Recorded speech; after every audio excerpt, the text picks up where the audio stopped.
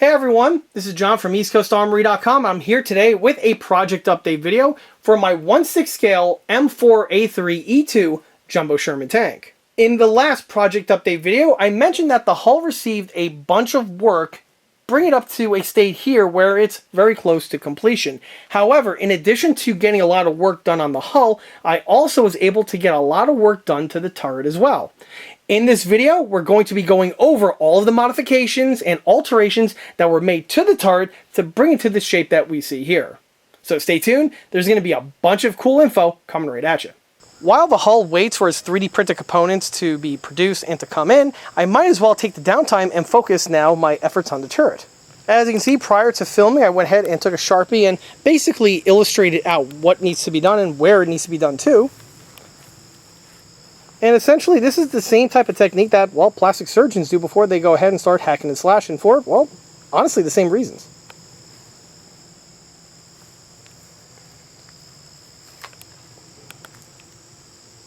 Currently, the turret is more or less stock. I have been doing some slight modifications on the front area over here. As you can see, over the course of the project at this point, I started building up these two areas here with some sculptable epoxy. Essentially, this was just some leftover epoxy I had on hand from doing the other sculpting work, and rather than having it sit and be wasted, I might as well throw it onto these two sections over here, which did need to be built up. However, even though they were built up, there's still going to be a considerable amount more that needs to be added to these areas. But, of course, that is definitely something that's going to be coming fairly soon. Another reason why I'm tackling the turret grinding and sanding at this time now has to do with the weather. Where I live in the northeast portion of the US, having some nice weather is not exactly something you're guaranteed to have year-round. And at the time I'm filming this, it's late September, which means the amount of nice, beautiful, warm days like I'm having right now start to become very limited. So this is one of those things you want to take advantage of when you have the opportunity to. One of the first things I'm doing is I'm adjusting the contour here on the bottom overhang of the turret. The Jumbo does have these big chunky cheeks in this section over here, phrasing, and the sections, when I was originally designing the turret, I didn't really add as much armor as I really needed to, so this needs to be revised, as well as also the geometry of the part. Here we have what the part looks like, stock. If I could hold this and hold the camera at the same time. You could see how this is basically like a squared off edge in this section over here. However, the turret would have more of this type of a contour to it. Specifically, if I'm going with a Union Steel produced turret. Now, there is a difference between the manufacturers who produce these turrets, and I will be circling back to that as the video goes on, I promise. But basically, you could see how much different the contour looks here compared to here. In order to do the contour, it's all done freehand, and I'm using the drill here with a big-ass sanding drum on it. This is the best way to do it. The hardest part is actually securing the turret in place. I literally have to have the turret sitting in my lap while I'm going through the grinding process, why? It's a good idea, well, whenever you work on fiberglass, it's a good idea to go ahead and wear a mask like I have over here, and I just temporarily took it off so I could talk to you and not sound all muffled. But now you can see how the turret's beginning to take shape. And now that you saw one final look of this section stock, it's time for me to go ahead and do more cutting. And after a nice pleasant afternoon of sanding, grinding, and making fiberglass dust, here you get to see the end result of those procedures. As you can see, the turret has changed somewhat from the way we last saw it. Lots of the details have been amputated off, such as the original commander's cupola, the floor portion here of the loader's hatch, and also some of the other details that are integrally molded into the model's roof, such as the optic for the gunner, the other turret periscope, as well as the mount here for the 50 caliber pistol mount. All these have been blended away, and obviously it's prepping the area for the replacement parts, which will be added as the model does progress. The only thing at this time that's still found on the turret detail-wise is the antenna well over here, which still needs to be cleaned up. We do have a weld bead that was integrally molded into the model, and that's something, of course, found on the Jumbo. The weld bead is going to be revised, so I'm going to be sanding this down nice and flush, which will prep the area here for the new sculpted welds that will be added, of course, as the unit does progress from this point. Outside of cutting and deletion of the other turret top details that I mentioned before, I also went ahead and cut out the center portion here for the mantlet area. And this is actually probably one of the most important spots I need to start with on the turret rebuild. The reason is because the turret is actually going to be revised from the front, and I'm going to then work my way rearward. Why this needs to be done is that at this time the turret is almost there, but it's missing the mounts that would be found on either side here for the mantlet and the rotor. Those need to be mounted prior to the sculpting of the epoxy, and all the cast texture needs to be applied because I need to go ahead and flare that in. And those all revolve around the geometry here on the front. Once I have those in place, then I could just sculpt and work my way around it, giving for the more appropriate look of the turret casting for a jumbo. But of course, that's something that is going to be mentioned and talked about a little bit more in this video in the next upcoming scenes. So let's just put a pin in that for now. Continuing rearward, I already talked about the bottom here being recontoured, as you can see. Same was also done to the reverse side. I also went ahead and made it a little bit more symmetrical. On the one side, there was a little bit more material compared to the opposite side. Not by much, but slightly. So I went ahead and just simply polished and ground it off with the large sanding drum that we saw before on the drill. And it just made short work of the material. In addition to the lower portions here being recontoured, I also went ahead and recontoured the leading edge. If we saw what it looked like before, this was more of a straight 90-degree edge, more or less. It wasn't really rounded, or if it was rounded, it wasn't at a degree which was more, or which was appropriate for the turret. So I went ahead and quickly took care of that. Fortunately, with the thicknesses of the fiberglass, it wasn't a problem. Didn't leave any thin or shallow spots or anything. And as you can see, the contouring was a complete success, and it's now much more appropriate in shape to the real one. This was all had to have been done at this time because you need to have the contouring in this type of manner so that when it comes time for actually sculpting on the epoxy can go over all this over here and more or less keep the same curvature, but obviously I can build upon it. If it was squared off, it makes it much more difficult to go ahead and properly get the things rounded off and round it off to the dimensions that it needs to be. So again, you need to have the skeletal structure in place prior to the piece getting, well, lack of a better term, being fleshed out. So with all that out of the way, it's now time to focus on the front section here, but before I get to do that, I first need to go ahead and cast my mantlet.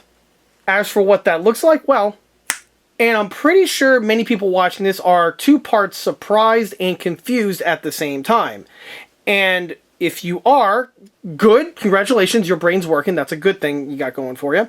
And you're probably saying to yourself, John, didn't you have a mantlet that came with this model? And also, why are you holding what appears to be a 76mm mantlet for this vehicle? And the answer to both of those questions is yes, the model did originally come with a mantlet that I actually designed back in the day. And as for this 76mm mantlet being used on the Jumbo, the answer is yes, in fact, it actually was. So before I go ahead and go into more information about this, I do want to mention right off the bat that the Jumbo's turret is not a 76mm T23 turret. It may have similar properties to it. It's got a similar design to the T23. However, the Jumbo's turret was indeed its own animal. It was much thicker. It had way different construction methods with the way the roof was designed and the way the castings were done. However, the one area on the Jumbo turret that it shared with the T23 counterpart was with the mantlet mounts and the armament mounts that we have here on the front. The Jumbo did indeed utilize, at its heart, a mantlet from a standard T23 turret. However, this was nothing more than the starting point, and what they did was they started with this, and they added a ton of armor to it to transform it into this. However, The important bits, i.e. the rear section portion of the mantlet, was the T23. In fact, when you look at a jumbo mantlet, you're going to actually see two mantlets just sandwiched together. You have the giant armor section in the front with the slab appearance that we have here with that giant drum, and we have this clear weld bead that's going to be found, and on the rear portion, you see the whole rear portion and the lifting lugs of the original T23 mantlet. On the inside, all of the original mounting equipment is there, and this would secure to the rotor mounts down on the jumbo turret casting, which were the same exact dimensions and proportions as the one on the T23. The two were interchangeable. So the reason why I had to go ahead and preface all of this is because I'm going to actually do the same. I'm going to do the same thing what they did in real life on this model over here. I'm going to utilize my cast resin T23 turret mantlet. This is something that's been on the catalog now for quite some time. It was actually originally made out of a 3D printed master that I polished up and turning into this portion over here. I'm going to utilize this for the rear section, while on the front portion, I'm going to recycle and modify the original mantlet that I designed for the model originally. The reason why I need to address this at this point is because, again, I need to fabricate the mantlet mounts that are going to be extending from these two portions here of the turret. Since I have a mantlet on hand with a rotor that I can fabricate, this is going to take a lot of the guesswork out, and I'm going to be able to design and mount the appropriate portions on the front turret here so that everything will be able to work from the get-go. Once those are out of the way, then I could, like I stated before, continue with the remainder of the resculpting and build the turret up. In addition to that, I can also simultaneously work on the mantlet and getting these two fused together, which will give me the final end result that I'm looking for making a mantlet for the Jumbo. As the odyssey of the turret continues, here you can see that the front section has had some more revisions made. The entire front trunnion section has been amputated out, and we're now ready to go ahead and start rebuilding. In addition to that, I also have to do some resculpting on the sculpted epoxy that was added before, and this was all again done for good measure. The reason why I had to go ahead and cut this section out over here was because when I tried to fit on the mantlet just didn't fit onto the molded sections, and with the amount of material that needs to have been removed, because this is just thin fiberglass, the piece just brittled away, so it's easier just to amputate it out, and I'm just going to reconstruct it outright. What's interesting is that I don't remember having to do this to this extent on the master that I did the build on, but that was so long ago. Honestly, my memory is extremely hazy. Either way, we're just going to go ahead and pick up fresh from this point onward. So in order to rebuild this section over here, I went ahead and needed a new frame. I went ahead and assembled that off camera. This frame here is made out of this plastic material called Aztec, something along those lines. It's used for house trim. I had some scrap sections running around, courtesy of a family member that had their house worked on and they had some new trim put in, so we had a bunch of stuff lying around and I wanted to go ahead and give it a try. The stuff is actually made out of a composite. It's like a PVC material. Even when cutting it, it smells like PVC, which is fantastic. One, the stuff is extremely light, so that's one positive attribute that it has. Since it is a composite material, it glues to fiberglass, or it should glue to fiberglass very well, and also should take with the epoxy even better. And on top of that, in the old days when I had to make something like this, I would have to make it out of wood, which means then I would have to get the extra step of some fiberglass resin coating. Well, with this stuff here being composite, that's not the case, so it's a little bit faster to work with in that regard. From what I understand, this stuff is actually pretty costly when you're buying it per foot, so I'm pretty fortunate that I have some on hand, so it's going to be interesting to see exactly how this thing pans out when fitted in place. Back to the model over here. So fitting it in place, I do have these little flat sections over here. It's going to be tacked on in these sections, a little bit of glue. And then from there, I could go ahead and rebuild some of the inner framework just to give this thing some backbone. And again, just like what I did on the hatches, it gives you some more structure, so it's less epoxy needs to be sculpted in these areas over there, which again saves on material, weight, and also sculpting time. But as you can see, it's starting to take shape yet again. I think I do need to square this guy off. It seems like it's a bit of an angle. If I go ahead and go straight on with it. Yeah, it seems like it's a little bit higher on this side, so I'm going to go ahead and notch that out pretty quickly with some tools. And then once everything is all squared away, I could then start with the rebuilding process. This is just half of the section needs to be rebuilt. Like I mentioned before, there's a section that comes out and TPs out like this, and that's going to, of course, be used for the mounts for the mantlet and the rotor. But again, more of that is to come as the video chugs along. And just like as we saw in the previous video about the bow hatch area being reworked, same exact strategy and execution was done here. Here, obviously, you can see that the front trunnion area has been rebuilt, and this is going to act as the skeletal structure in order to sculpt on the sculptable epoxy, which will, of course, give it that more or less finalized look. If I go ahead and take the turret off of the hull, get a good idea on what was done. So as we saw before, the AZEK section was mounted in place, and then I also went ahead and fabricated the extenders right over here, here and here, out of 2 more pieces of AZEK. And on the topic of AZEK, I gotta say, after working with this for this particular build in this section over here, this stuff is absolutely awesome. No bones about it. This is probably some of the best material I've ever worked with when doing a scratch build. I really wish this stuff was around a few years ago, because it probably would have made my life so much easier. I absolutely love this stuff. Working with it is super, super convenient. It is like working with wood, but a million times better. It sands extremely easy, it sands well, it glues almost instantly. It really ticks all the boxes. If you're looking for a building material, this stuff here is definitely worth checking out. The only side effect is that it is a bit costly compared to wood and some other materials, but you're definitely getting what you pay for.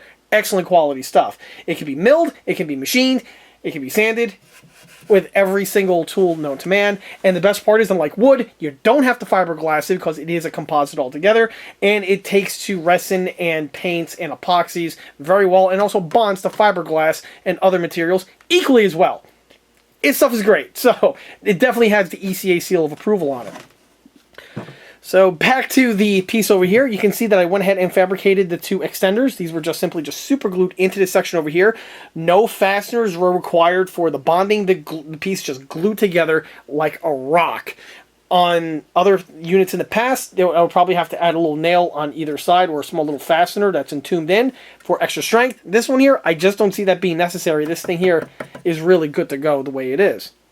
That is something that may be subject to change, but as far as I can tell right here, this thing seems to be good to go. The pieces were cut carefully. I had some photographs of a real Jumbo Sherman turret without the mantlet fitted in place, so I was able to use that as a template in order to sketch the piece out of cardboard, trace it over to the AZEK, and then I cut it out. To cut it out, I used the bandsaw. Again, it just cuts like wood, but like plywood, but so much better. And then I hit on the belt sander to carve it to the rough shape. And then once it was glued in place, I just did some hand fitting with some various tools in order to get it to the way we see it here. The unit, after it was glued in place, I went ahead and had to fill in the large gaps that were now on this location here of the turret from the amputation. And this was done with a various bunch of materials. For the top section here, as well as the bottom extender, this was a piece of Plastruct ABS angle stock. Some material I had on hand. It's a great stuff. I definitely always need to, matter of fact, I kind of need to restock on it, but it's a good quality stuff. I believe this is the 1/2 inch section of ABS plastic. Again, good quality stuff. I carefully cut it to shape, glued it to the appropriate locations, and it definitely fits the bill very nicely, and it's going to take to the epoxy even better. On the side sections over here, I rummaged through my scrap resin container bin, and I found a scrap M4 Sherman ECA engine hatch door set. The piece was definitely not good for it was an off-cast, so it wasn't good for orders or usage, so it was the perfect candidate to chop up and use as raw material to add the backings that we have here and here. Obviously, again, like I said before, this is the skeletal structure. Now this is where the fun part comes in, which is going to be encapsulating all this and sculpting the turret to really finalize the end look of it.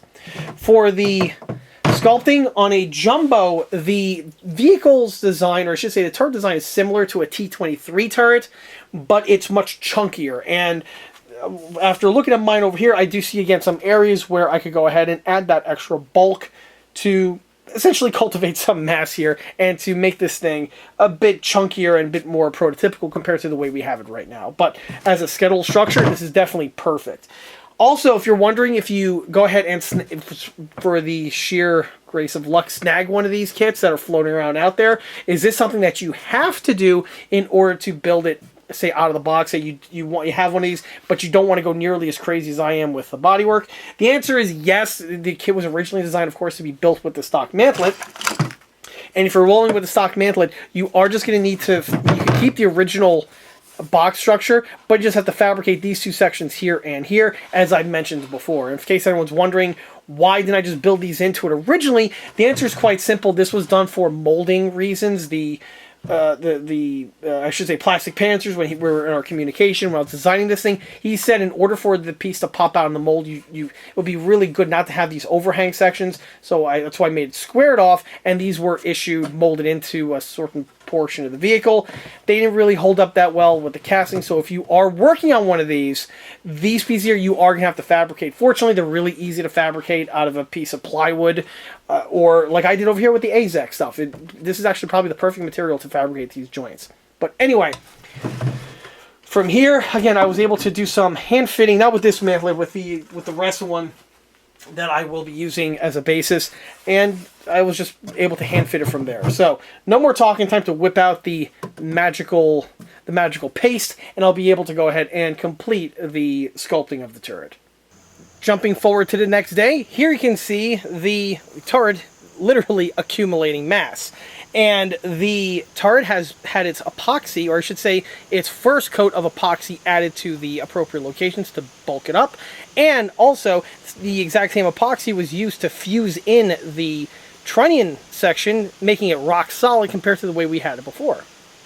For my epoxy, again, this is the exact same material, and it's the same methods that I used in the previous video on the bow hatch area, and it's also the exact same material that I used a few videos back when I talked about the revisions done to the front transmission section.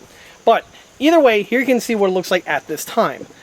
So the turret has definitely bulked up quite a bit since the last time we saw it. If I go ahead and hold the turret straight up to the camera, you really get to see just how much chunkier the turret of the Jumbo is compared to a standard T-23. A lot of people out there seem to think that the Jumbo turret was the same as the T-23. However, that's not the case. The foundry molds were completely different between Jumbo and T-23. The only thing that was shared between the two, if I didn't say this already, is the front trunnion section. It's the same dimensions and it's the same design. However, outside of this little chunk over here, everything else is completely proprietary to the Jumbo. And also with the turret brought in, you get to see just how the fuse job was successfully accomplished. And as I mentioned before, this thing is rock solid. It isn't going anywhere. The epoxy was used to fuse in the outside, but was also used to fuse in the inside as well. Hopefully I could get this on camera, but hopefully you could see the epoxy, how it was packed into the locations over here, and then it was blended into the fiberglass to make sure everything is, again, fused together and it is as strong as it possibly can be. You can also see how the cheek section here was built up quite a bit, and it does overhang substantially compared to, again, a standard T-23, and this is definitely going to be something that's much more noticeable once the turret is placed onto the model. The top portion has been built up as well. However, there's still some more work to do. If I go ahead and hopefully you guys can see the bustle section over here. This side here, it's nice and straight, while this side here, there's a small little divot in this area. So this is something that needs to be built up just to, again, ensure symmetry. What you're also looking at here is what you're looking at here is two operations. I went ahead and smeared and applied on the epoxy last night right before I went to bed, and then this morning I went ahead and refined it quite a bit with a razor blade as well as with some very coarse sandpaper. This was to basically fine-tune it compared to the way we had it originally when the stuff was just applied and smeared on with my finger. After the sanding I should say after the refinement was done, the site is completely smooth and there aren't really any sort of craters or divots to be mentioned. Well, at least on these two areas over here. There is some revision work that still needs to be done right here to the rear bustle section. As you could probably see, we have a crater in this area over here, and we can see how it's not exactly even in these locations. So this is definitely something that's going to be addressed with the second coat of epoxy that's going to be applied shortly after the filming of the scene. Before I go ahead and sculpt on the second layer of epoxy, I do want to go ahead and mount on and flare in this little accessory over here. This here is the rear blower blister, and this is another component that it does share with the T23 turret family. On the rear portion of the T23 turrets, and or I should say T23 style turrets, like the Jumbo is, we have here this big protruding blower section. It's found built into the casting, and it's a distinctive part found on these vehicles.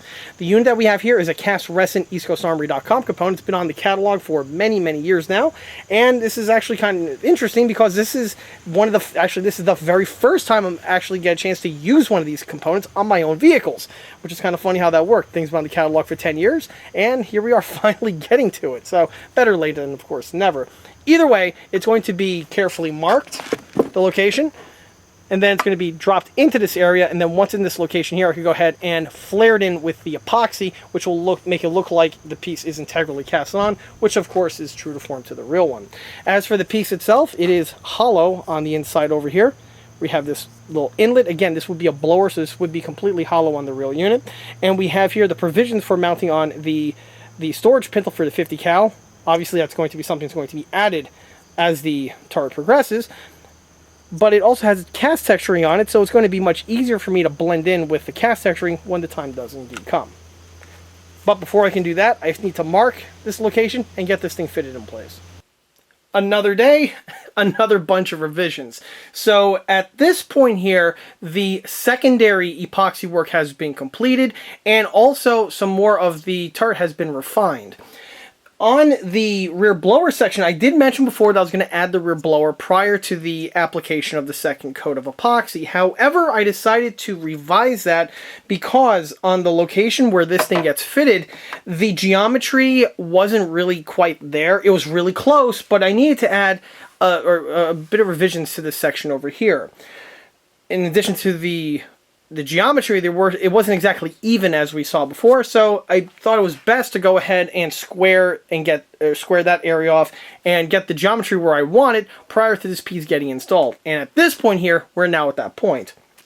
So on the back, you can see that the piece has a rounded appearance to it. This is in contrast to the way we had it before, where it was flat. So this here is more accurate to the geometry on the real vehicle.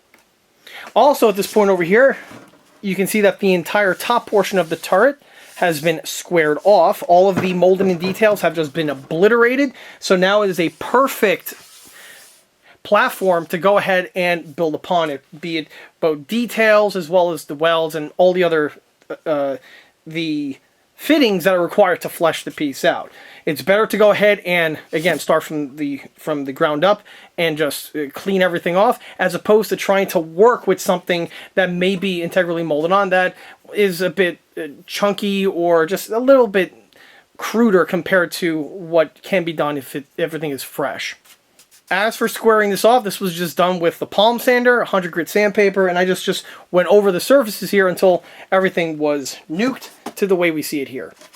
When I was doing the epoxy yesterday, I went ahead and added a little bit to this section over here, because when I tried to mount on the new periscope, the hole was bigger compared to the size of the new one, so I went ahead and ate up the difference by using the epoxy here as a filler, and then from here I could revise further. Similar situation is going to be happening here with the gunner's optic. On the epoxy work, the other thing that I did besides squaring or revising the rear was I also went ahead and squared off the leading edge. On the Jumbo, the the corner section is rounded, but it's not nearly as rounded as, say, on the early T-23 turret, where that thing is much more round in its curvature. On the Jumbo here, it's a little bit more flatter, so it's more like, say, a later production T-23 in that respect.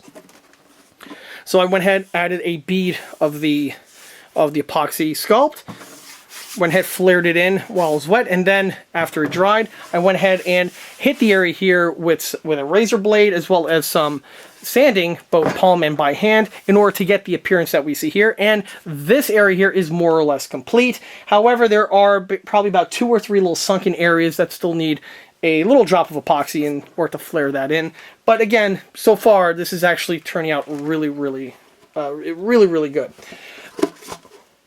Also, as I may have mentioned before, now that the top is sanded off, you really get to see just how much armor was added to the side sections here. And it really gives the turret more of a chunkier and more appropriate look, again, for the turret on the Jumbo. In addition to adding the blower, another procedure I'm going to take care of off camera after I'm done filming this scene is a quick little revision to the Formica bottom plate. As I mentioned, and as we saw before, on the bottom portion of the turret, there's this large Formica disc that is fused into the casting of the turret. And this was obviously done whoever casted this unit here. The Formica disc, I actually do like. It really does solidify the turret, and also, more importantly, gives me a perfect mounting location for a fastener. With the way I like to mount my turrets on my static tanks is that I have a center fastener over here mounted into the turret, and then there is a corresponding strut found on the upper hull. And this way I get to secure the turret in place. I don't have to worry about the turret being able to come off, and it can still rotate freely 360 degrees. The Formica is very thick. It's about 1/2 inch thick. It does add some weight to the turret. I may add some lightning cuts to it in order just to lighten it up a little bit, but again, on these tanks, weight is not really a concern that I personally have. Some people are a little bit more anal about that. Me, honestly, it's a 1/6 scale tank, and as I always say, if you're building a 1/6 scale tank and it's light, you're kind of doing it wrong. Or at least it was for the longest period of time. 3D printing kind of changed a lot of that. But either way, large model, large size, bigger parts, the model's going to be heavy. It just comes with the territory. On the Formica, the one thing I do want to do to is I do want to add some fiberglass resin to the inside and also maybe a smear on the outer surface. The reason is the Formica appears to be held in place and fused to the turret itself purely with some fiberglass Bondo on the inside, and in my opinion, it feels like it just wants to rip off at its earliest convenience. So for added strength, if I go ahead and add some fiberglass resin to the inner and outer portions over here, it kind of entombs it much along the lines of the wood that was utilized for the lower suspension, or I'm sorry, the lower hull extenders that I referenced in an earlier video. As for the technique, well, I'm going to utilize the exact same technique I showed in that video with the use of the application with my hands that are thoroughly coated in rubber gloves. So there's no real point getting that on camera, so we'll just fast forward to when, well, the turret's at the next leg of its assembly. While cutting out the holes, I ran to this, and well, if that is not the perfect 4chan reaction face image, frankly, I don't know what is. Also, hopefully that's the look people will get when they see this model completed for the first time. However, that's just wishful thinking. Time to carry on. With the tertiary layer of epoxy sculpt applied, blended in, sanded away, and is all squared off, it's now time to turn my attention to the roof. And the first thing I want to take my attention to is to the cupola location. So of course originally the cupola was molded in. That was definitely not going to be utilized for this build. I'm going to replace it with a fresh one. Well, the old one was amputated out, leaving this large hole that we have here. And the old cupola and the new one are the same size, so if I try to put the new one in, it's just going to plunk right through as the hole is too large. So I need to go ahead and rebuild the material here around the end, or I should say around the inner portion, that's going to act as a new turret roof. And there's 2 ways to do this. Probably the best way is to find some sort of a PVC fitting or a coupler or a tube, and you could go ahead and cut a little sliver of that, use that as a sleeve, blend that in, and it'll be good to go. Unfortunately, I can't find any sort of a PVC plumbing fitting that is the exact same size of this cupola. They're either too large or too small. So I'm going to have to do it in an alternative way, and the alternative method is to refabricate a new section of the roof and just cut out the center section. And to do that, we can see exactly how I'm doing it right now. Over here you can see little sections of sheet styrene that have been glued around the area here of the roof. Once that glue sets, I'm going to go ahead and plate it up with this little disc here that I fabricated off camera. This here is nothing more than just some 1/8" thick Lexan that is cut to the circle and has been scuffed so that it allows the adhesives to bond with it better. When the adhesive's set on here, I'm just going to drop this guy in place, and then once he's dropped in place, I can fuse it everything with the epoxy, making it rock solid, and then from there I can carefully mark, drill out the new hole, and presto, the roof now is capable of mounting on the replacement cupola. Moving a number of hours later, the disc has been fitted in place and the glues are thoroughly set, so now it's strong enough for me to make the incision and cut out the middle section of the plate here. In order to do this, I first had to find out exactly where the center portion is and exactly what type of hole saws to use.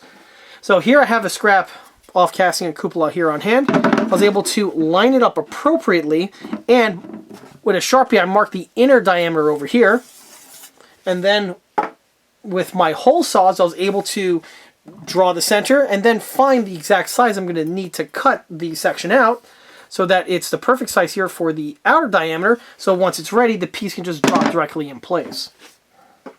Before I go ahead and drill with this though, I do want to drill out the pilot hole, so that it'll assist the it'll assist the hole saw into the correct location when the time does come. So here I have my smaller bit here on the drill.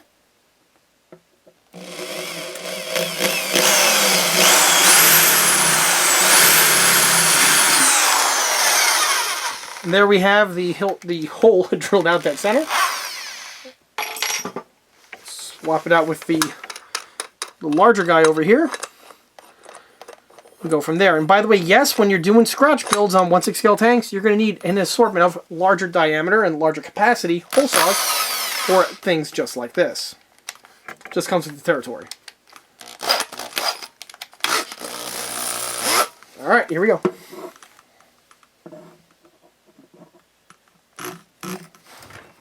Okay, it's lined up. Okay, good. Kind of hard to see at this angle, but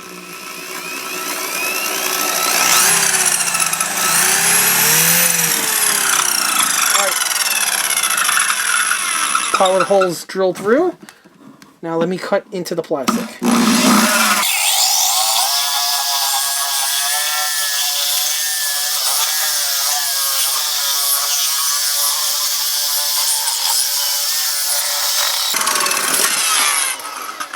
And there you go.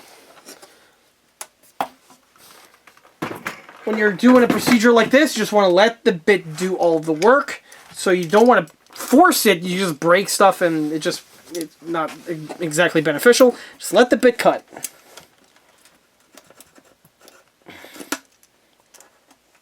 There we go. Save that for another day. And now you can see that the turret hole has been properly drilled out. Clean up some of the plastic spludge from around and progress from there. In the past, I would have utilized some 1/4" Luvan plywood for this, the same stuff I used on the lower hull. However, if I would have done that, you guessed it, I would have had to have done a quick little fiberglass resin mix to impregnate and entomb it into the top. Since I'm going with polymer or plastic in this case, I don't have to worry about it. Actually, I should say Lexan. It's Lexan specifically.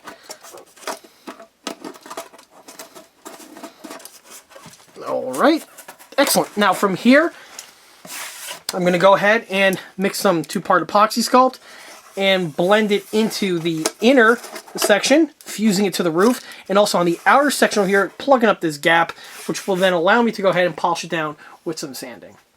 Fast forwarding a little bit further, brings to the point right here, and at this point I'm happy to say the alterations are essentially done. This would include the sculpting of the turret sides.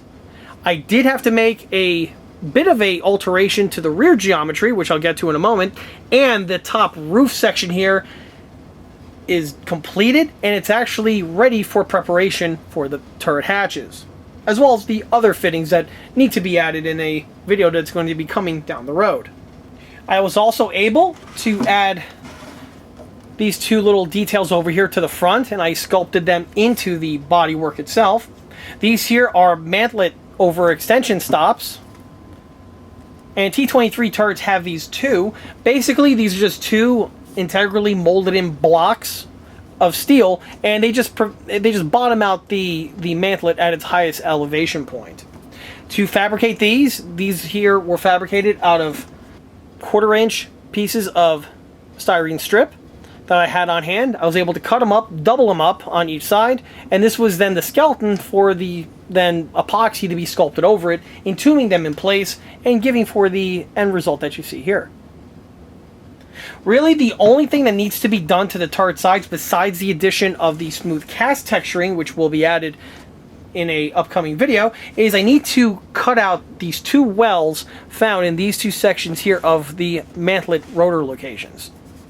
On the real Jumbo, the rotor lugs would be found in these areas over here, and for clearance of all the thick armor, there were these two channels that were cut into these two areas over here. These, of course, will be added to the model, but I kind of need the mantlet first fitted in place, so I get to see exactly where the hole needs to be drilled out, and then from there I could figure out where the channels need to be carved at that point. But again, that's a topic for another video for another day. Back to the side geometry here.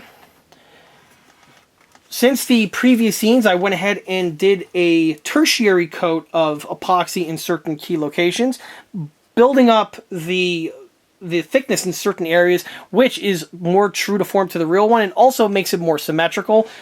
When I was looking at the piece in certain angles, I saw that it wasn't exactly symmetrical, and also the piece wasn't squared off. So the sides of the turret were actually pretty square on the rear portion here. However, it was kind of like caving in a little bit in certain areas, so I had to build up certain locations and then just polish it in with some sanding and some scraping, bringing it to the point that we see here. This is also true for the rear curve section right here on the back. And one of the trickiest things about fabricating a turret like this, and the T-23 was also similar, was trying to get the geometry of this rear corner here. This is actually something that is quite easier said than done, and it's very misleading. It looks very easy to do, but I could tell you from doing this about, what, 3 or 4 times now, this was one area that gives you some trouble. It just, with the way it is, with the way the geometry is, it's kind of tricky. It throws you some curveballs, but I've done it so many times now, I'm able to figure it out more or less, and what you see here was the final outcome, and I'm pretty happy with the end results, where it's a mix of squared off and curved at the same time. It's an odd one. And T-23 turrets have this too. On the rear section, this was also, again, I needed to square up this area over here. And when I was looking at this section, I was comparing it with pictures of the real Jumbo. On a real Jumbo, if you look at the side, you can actually kind of see a clear-cut line here where the sides make, where they meet up with the rear section, even though it's all rounded and bulbous in a way. It still has almost a line in this area, and this was absent on my example when I was looking at it and comparing and contrasting. So went ahead and mixed some more epoxy, smeared in these areas here, and then resculpted and revised it. Again, from now with the final outcome here, I'm very happy at the end result, and this here is basically the best I'm going to get with it, and it definitely looks the part quite well. And this brings us here to the back. So I actually did have an error with this location here that was made in the previous build-up attempts. When I was comparing and contrasting the real turret's profile with mine, I saw that mine had a bustle that was far too long, and I had way too much material back there. And fortunately, when you have a lot of material, that's easily addressed as opposed to adding material. So what I did was I first had to rip off my blower that was so nicely built and sculpted in. I had to pop him off, and then in order to address the removal, I went ahead and carefully marked the area with a Sharpie and took the whole turret onto the belt sander. Fortunately, the belt sander made some short work of it, and actually did another great job of squaring off this section over here, making it nice and even, and it was actually, again, a hidden gem and a blessing. As for how much I was off, it was about 1/2 inch. So a little under a half. It was over a quarter, under a half. Either way, it was a good chunk of material, and the belt sander made short work of it. And luckily, with the way a belt sander is, I was able to just grind and remove the material appropriately. The only thing I have to pay attention to is making sure I'm doing it in a square manner. It's very easy to go ahead and sand in. Next thing you know, the piece looks like Gumby. You don't want that to happen. So I was lucky in that regard. And when I was comparing, contrasting what the turret looked like after the revision with the profile of the real one, I was dead on accurate. So this here is now the turret's geometry perfected. Once that was done, the blower was remounted in the exact same format as I did before. Super glued in place, super glued the extenders in place, and then I went ahead and sculpted on the little rib or ridge that we have here. As I may have mentioned before, all of the Jumbos, and same is true for the T23s, a good number of them have this little inlet where the blister is making contact with the upper hull. Now remember, this is integrally casted into the piece. It's not like it's welded or anything. And it's just one of those little detail fittings that it's unknown why it has it, but it's there. And it's one of those things where if you don't have it, it just throws the look off slightly. So that's definitely something to bear in mind if you're ever doing a T23 turret with a blower on the back. And then this brings us to the top. Top has been completely blended in and sanded nice and flush. From here, it's ready for the next step, which will be the refinement here of the antenna well, and also the fabrication of the ridges for the commander's cupola guard, and also the gunner's optic guard in this section here.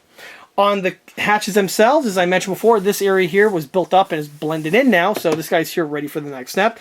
And the loader's hatch area was also cut and prepped too. The loader's hatch itself, when I went ahead and marked the location, I accidentally made it too large, and it was far larger than it needed to be. Silly me, when I drew the piece with a Sharpie, I forgot that I needed to remove up to the Sharpie and not past the Sharpie. So that was an oopsie, but it worked out in the long run because I was able to rebuild the lost material here with some sections of plastic as well as PVC pipe. Took a PVC pipe, cut it in half. That was the same symmetrical here, or same radius here of the hatch. Cut two segments, glued them in place, then glued 2 strips of styrene to cover the middles, and then I just went ahead and polished and sanded everything smooth. And at this point here, the hatch can now fit in place. Why this was actually a blessing is because fiberglass has a habit, when you drill it, has those little fibers that stick out, those little flingies, and it just makes a hole a bit cruder. But with this liner over here, it definitely makes it nice and clean, and it'll look a lot better once the model is painted. And this brings us to what's going to happen next. What you see here is the skeletal structure. All of that was done just to have the structure underneath for the next top coat, which of course is going to be cast texturing. The entire turret is going to be having red putty smeared and stippled on it to give it the cast texture look that we see on many of my other builds. In addition to the cast texturing being done there, of course, I mentioned the ribs that are going to be made to the top, and then I'm also going to be adding a very distinctive weld bead found on the top plate section here to complete the look. That, in addition with the mantlet, is all that's required in order to get the turret ready for final detailing. So as you can see, this thing here is remarkably close to the finish line. With the turret placed back onto the hull, you really get to appreciate all that hard work that I referenced in this video, and you can see how it's all paying off.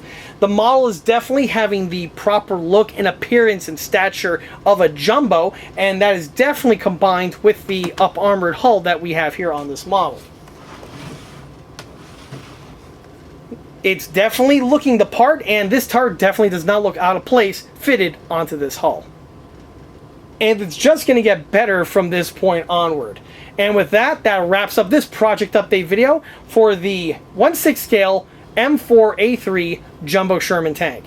If you like this video, be sure to subscribe to this channel, where it's a great way to keep up to date on new posted content, being 1/6 scale project update videos like this one over here, or the smaller scale model showcase videos that frequently get posted. Another way to keep in the loop of new posted content is by liking us on Facebook, where I have more photographs of this particular build that have been posted since the project start, along with photographs of the other larger and smaller scale builds that have been seen on this channel in the past. Furthermore, don't forget to swing by eastcoastarmory.com for more 1/6 and 1/16 scale builds and detail components. Thanks again, and I'll be seeing you all again on the next one. See you there.